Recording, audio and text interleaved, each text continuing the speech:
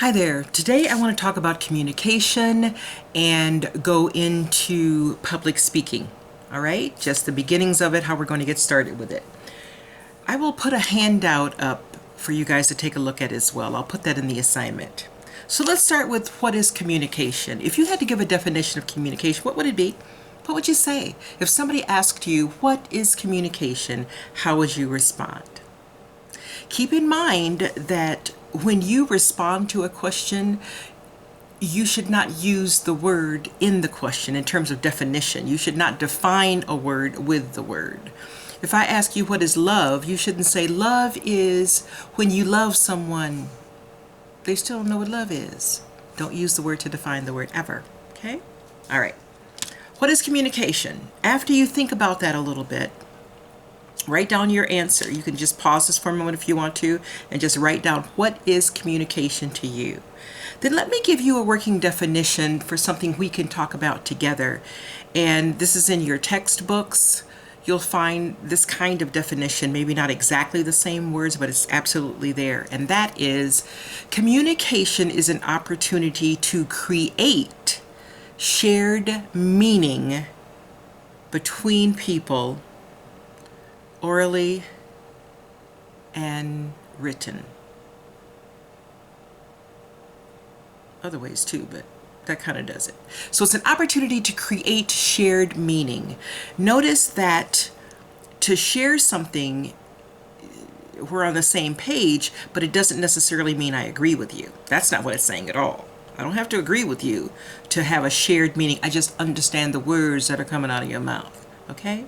So consider that as we move forward, and when you prepare your messages, as long as we can get the meaning and the message to be shared, that's the real step in the right direction. Okay, how do we communicate? Lots of ways.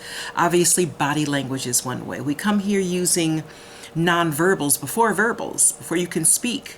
Kids, we or you put your hands up because you want something, or you push away, and we do all of that before we ever even learn how to speak.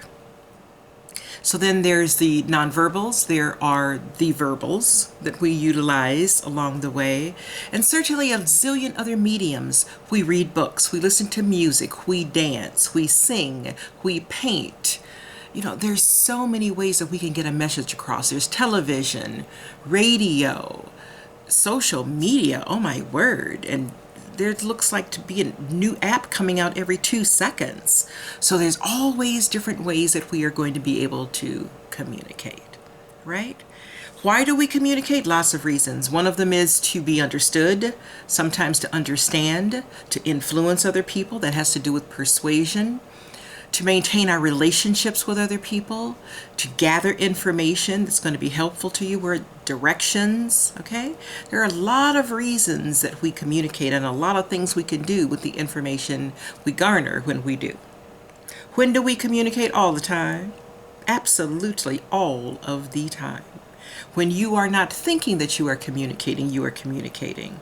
Some of you may be looking at me right now and trying to discern, I don't know, what color lipstick I have on. That is communicating something to somebody, or something about my necklace. What does it say? Where is it from? It communicates a message to people.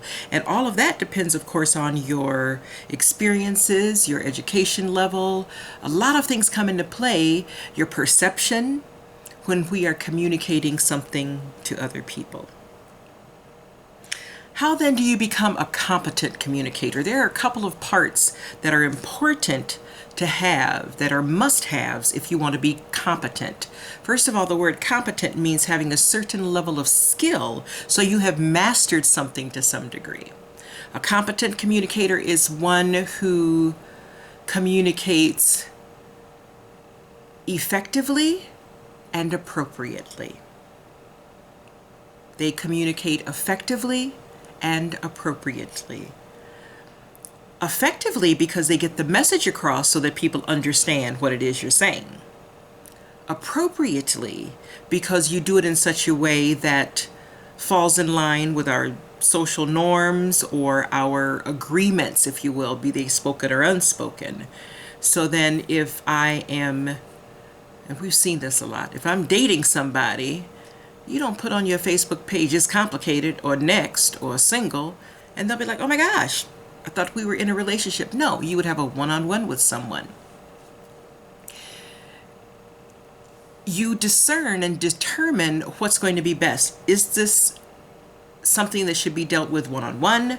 Should I copy people on this in an email? Should this be something held onto for posterity? What do you need to do to make sure that the message gets across not only effectively, but appropriately, so that all parties feel safe, all parties feel valued, all parties feel respected? Easier said than done, but we have to give it a try, okay? So then, when we begin to talk about public speaking, how the heck do we find a topic? I have so many students say, "I don't know what to talk about." That is one of the reasons I had you do a topic inventory. I gave you 10 different topics, and underneath each of those, you had to come up with 10 different words or phrases, like a brainstorm, where you're just mind dumping things that come to your mind, come to your heart to write down. And then you can go back and take a look at those, kind of organize them, and get a glimpse into maybe something that you want to talk about. So there's a lot of ways to choose a topic, and let me give you several of them. K would stand for know. Talk about what you know. That is something I'm going to suggest to you to always do. That doesn't mean that you won't have to do research. Doesn't mean that you won't have to ask questions and to dig deep and to delve into some areas that you're not familiar with. But when you talk about things that you know, you're probably passionate about them, and you're certainly going to be more comfortable when you're sharing the information. I can talk about communication all day long. It's what I do. I have several other topics that I'm very, very comfortable with. But if you ask me to talk about things that an engineer does, not so much, right? I'd have to defer to somebody else. Doesn't mean I couldn't look up the information and even speak intelligently on the topic. But that's not what I want to have to do.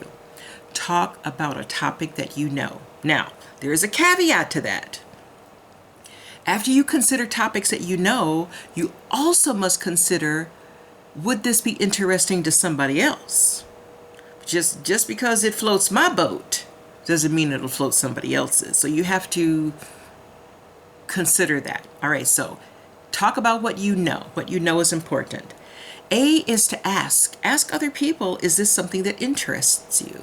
Maybe, you mention a topic and they're like, "Oh my gosh, if I hear one more person talk about that, we've talked about it for the last 2 years, enough." Or somebody says, "Wow, that sounds really interesting. Tell me more." You have an answer there, someplace to move forward to, someplace to go. I is the internet. Find out what's trending. Find out what people are talking about. Find out what the news stories are. There's a lot of things that you can find out on the internet that can give you some ideas about topics that might be suitable for what you're going to do. And then R is to read. Ooh, what a novel idea. Yes, you can read a book. You can read a newspaper. You can read, and find out things that are interesting, find out things that are relevant, and find out things that maybe have a message that needs to be shared. Okay? So those are several ways that you can choose a topic. Utilize any of those. And of course, brainstorming, which is pretty much what you did, or the beginnings of what you did with the topic inventory. So I'll come back to the brainstorm. What then is the goal of public speaking? If we were to take the word goal, GOAL, and use it as an acronym, it would stand for G, get to the point.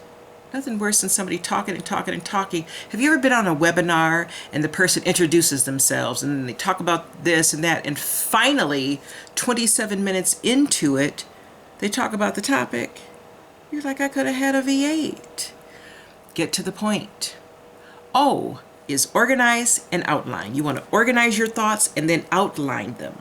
Put them in such a way that it has structure to it. So when people are listening, they can follow and follow in a meaningful way. A, attend. Give your attention, attend to each point in your outline. Each of the main points in your outline, you want to make sure that you give the right amount of attention to. And L, leave them with a message. You want them to be left with something memorable, so that when they say, "What did John talk about?" you'll have something to tell them. Hopefully, at least their main points you'll be able to say. So, G, get to the point. O, organize outline. A, attend to each of the points, your main points. And L, leave them with a message. That is the hope for us as we move forward with this course. Another thing that's going to be very important for you to do is to consider your audience. Consider your audience. You have to know to whom you are speaking. It certainly makes a difference. And I'll give you a quick example, and that is I had to speak for American Express. There was an organization within them called WIN, Women's Interest Network, or something like that. And it was a wonderful opportunity to come to them. So Women's Interest Network. When you hear it, women's, you think all women. Thank God I was mindful enough to ask, is this just women? Well, lo and behold, they had men there too. I had to adjust what I was going to talk about so that I could be inclusive and include things for guys. And so you want to ask, you want to get the real overview of whom you are speaking to. So here's several things that you can consider. A is age. What group of people are you talking to? If I'm talking to young children, high schoolers, it's going to be different than the way I may talk to adults. The way I talk to an elderly person is different than the way I talk to a toddler. Find out the age of the group, even the range. It's going to be helpful to you to know to whom you are speaking. G is gender. I just mentioned that. Is it men? Is it women? Is it a combination of both? It's going to be helpful to know. V is values. If there is a way to find out what is important to the group of people that you are talking to, where do they stand on certain issues, what is meaningful to them, you'll be able to connect with them in such a way that they will want to listen. Okay, so finding out about their values, what is important to them. You can do that through surveys, through conversations, by asking questions. You will find out more. C, culture. Wow, that's a huge one. Culture matters. And culture is not, let me say it differently. Culture is are the traditions, the values, and the systems that we set up within a group of people. Having said that, you can have different ethnicities and different races that belong to the same culture. Okay, it's not about race and it's not about ethnicity necessarily. That can play a factor, but that is not the only determining factor. Okay? So culture, find out what's important. Are men and women valued, hopefully, the same? What's important to people? How you talk? When do you talk? When do you not talk? When do you do something? When do you not do something? The culture of someone. I had to speak at an event and I wanted to get more information and I asked, were they available on the weekend? And I learned that they keep the Sabbath. That was part of their culture. They keep the Sabbath. The Sabbath is they don't work Friday sundown to Saturday sundown. So understanding that helped me. Of course, now I can't get a hold of them on a Saturday, and I get it. Okay. G is for geography. Where people live, where people come from matters when you're talking to them. If I come from a very rural background and you're talking about farming, I may know something about that. Likewise, you can talk to people who are very urban oriented about it too, if you're trying to teach them something, if they're trying to learn something. Okay? R is religion. Understanding something about what people believe or not believe is going to be helpful.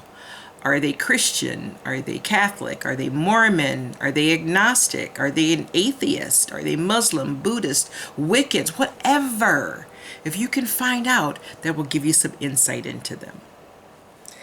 E is for education. Certainly the way that you would talk to a group of doctoral students would be different than the way you talk to elementary students.